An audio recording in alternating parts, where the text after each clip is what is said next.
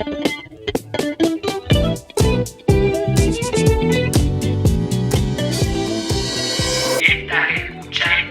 Remedio Podcast. Remedio Podcast. El espacio para pensar en temas diferentes.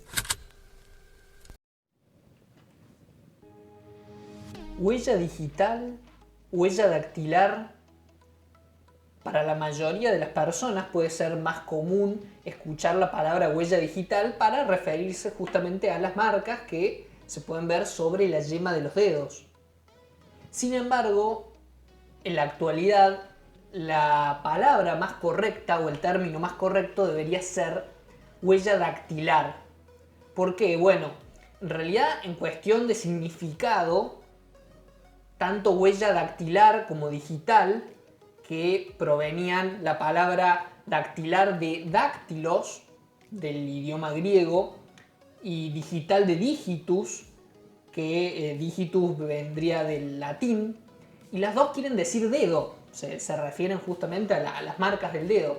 Pero ¿qué sucede? Con el surgimiento del internet, actualmente, huella digital deja de ser utilizado solamente para referirse al dedo, sino también se lo utiliza para referirse a la actividad de que cada persona realiza al navegar por internet.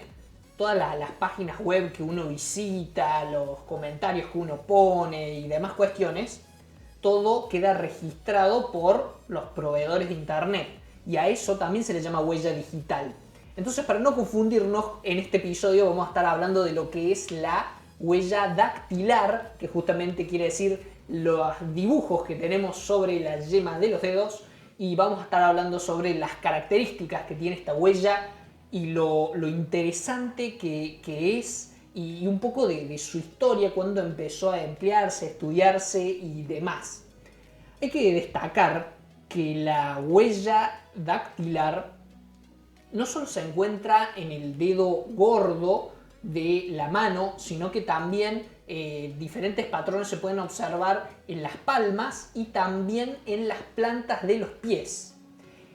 Y la huella como símbolo de identidad de cada persona tiene una historia bastante interesante, porque de hecho ya hace 4000 años los babilonios lo utilizaban a la huella dactilar para firmar contratos, es decir, que tenía un valor muy importante.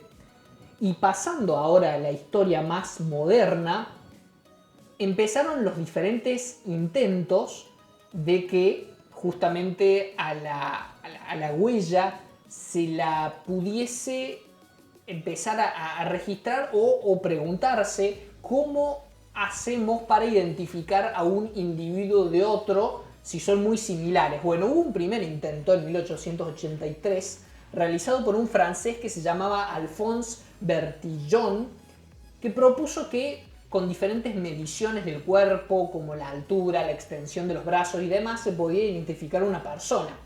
Sin embargo, lo que ocurrió es que se dieron cuenta que aún utilizando estos criterios, había algunas personas que daban lo mismo, es decir, que tenían la misma altura, la misma extensión de brazos y demás, y eran dos personas diferentes. Entonces, lo que se terminó descubriendo casi 10 años más tarde, en 1892, hubo un inglés que se llamaba Francis Galton, que publicó un libro que se llamaba Huellas Dactilares, que justamente mostró su investigación, en la cual descubrió un montón de rasgos y un montón de dibujos especiales que tienen las huellas de las yemas de los dedos, y en el caso de Galton logró identificar 40 patrones de dibujos distintos que las personas tenemos en las huellas de los dedos, que combinadas de diferente manera en cada persona permite identificar a un individuo. Y hay algo muy interesante, porque este descubrimiento o esta observación de Galton se relaciona a la policía argentina. ¿Por qué? Hay un ex policía, por supuesto, en los principios de 1900, un policía que era de Buenos Aires, que se llamaba Juan Bucetich, buscó quién era el culpable de un asesinato. Y para ello, como habían dudas en cuanto a las declaraciones de las personas y demás, lo que logró hacer justamente fue distinguir quién era y a través de qué. Bueno, buscando en la escena del crimen diferentes marcas y patrones de las huellas dactilares.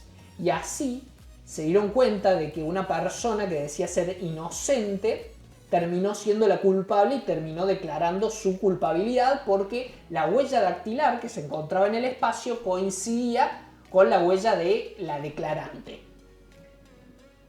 Y además, un avance, si se quiere, que también tuvo Vucetich, es que hasta distinguió más características aún que Galton en cuanto a los patrones de huellas dactilares.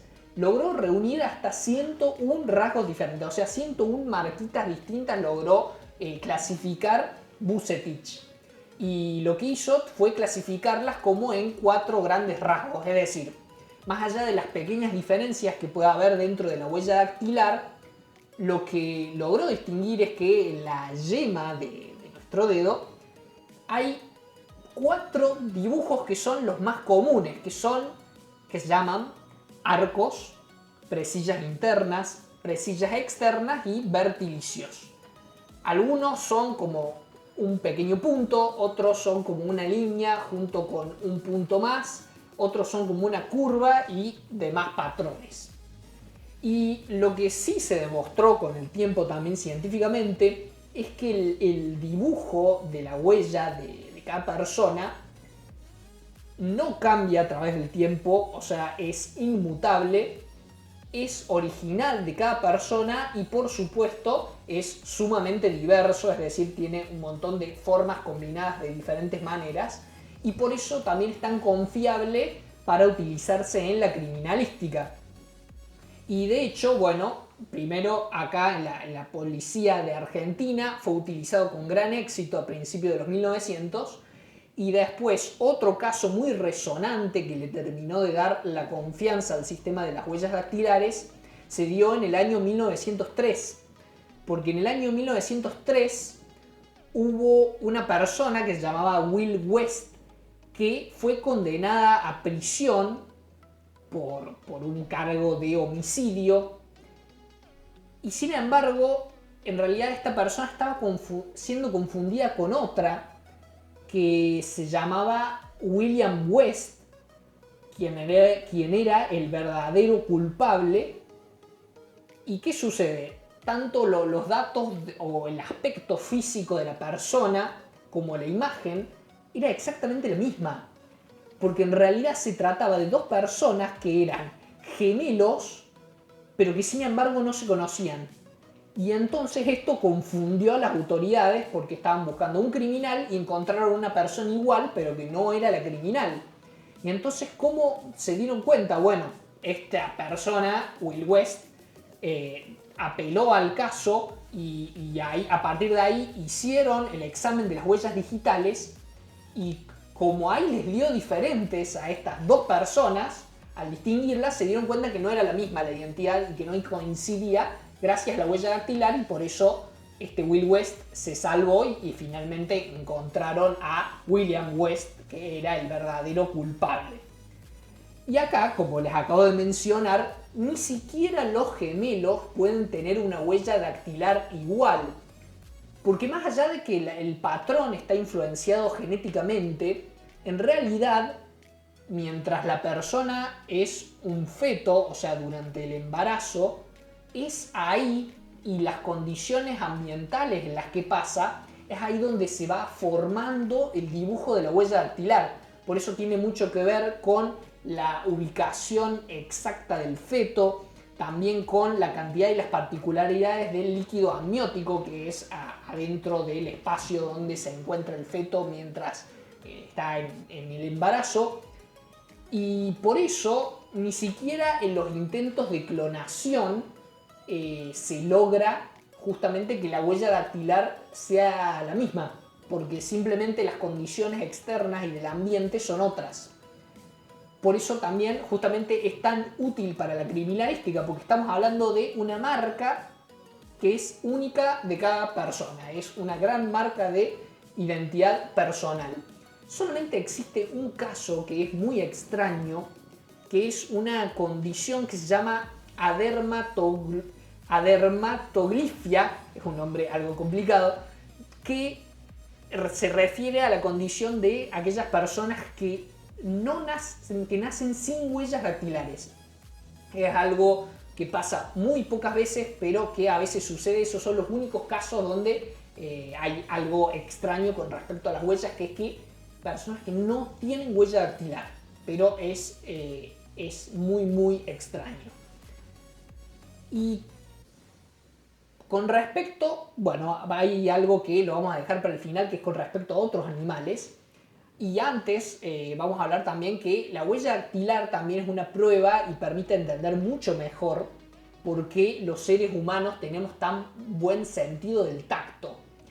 Todos los dibujos que estuvimos analizando anteriormente de estos arcos, estos puntos, estas líneas, cada uno de estas pequeñas partes poseen neuronas sensoriales.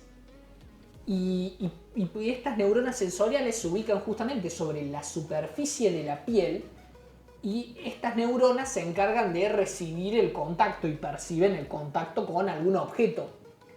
Y como están todas tan unidas, tan cerca unas de otras, y hay tantas, es como que se superponen las sensaciones de contacto, y eso permite justamente que el cuerpo y el cerebro, obviamente, pueda distinguir qué es lo que está tocando, y permite que tenga tan buen sentido del tacto. Es algo genial en el sentido de cómo tanta cantidad de pequeños organismos, pequeñas células logran entrar en contacto y con eso permitir que tengamos el sentido del tacto tan preciso que tenemos. Y ahora sí, para ya ir finalizando el episodio, ¿cómo es la situación en otros animales? Es muy interesante que, por un lado, los animales más similares a los seres humanos, como lo son los chimpancés o los gorilas, y también algunos otros tipos de primates, también han desarrollado una huella dactilar propia. Pero lo que más llama la atención es que los koalas, sí, los koalas, son los mamíferos que tienen la huella dactilar más parecida a la de los seres humanos. Si se ponen a buscar la imagen de la huella dactilar de un koala, prácticamente no van a notar diferencia con la huella dactilar de un ser humano. Lo curioso es que, bueno, se podría especular que los koalas, al trepar los árboles, se les pueden hacer ciertas marcas en los dedos porque están permanentemente agarrados a los árboles, pero sin embargo no es algo particular en los seres humanos. Entonces, ¿cómo se explica semejante parecido? Es una pregunta más que interesante. Y una cuestión más también que llama la atención es que se ha descubierto que hay una cierta relación entre la formación de huellas dactilares en humanos y la formación del neocórtex del cerebro. Hay una parte del cerebro que se llama neocórtex, que está asociada a muchos comportamientos psicológicos, o que se estudia dentro de la psicología, y también, bueno, ciertos parámetros como lo son la concentración, memorización, comportamiento y demás. Bueno, al parecer, mientras en la persona se desarrolla el neocórtex, también se desarrolla lo que es la huella dactilar, es decir, es como algo que se produce al mismo tiempo. Y por eso también hay algunas sugerencias, aunque aún está en proceso de estudio, que al poder observar en detalle la huella dactilar, se podría predecir la tendencia a ciertos comportamientos de ese ser humano. Lo cual, por supuesto, también deja abiertos muchísimos interrogantes.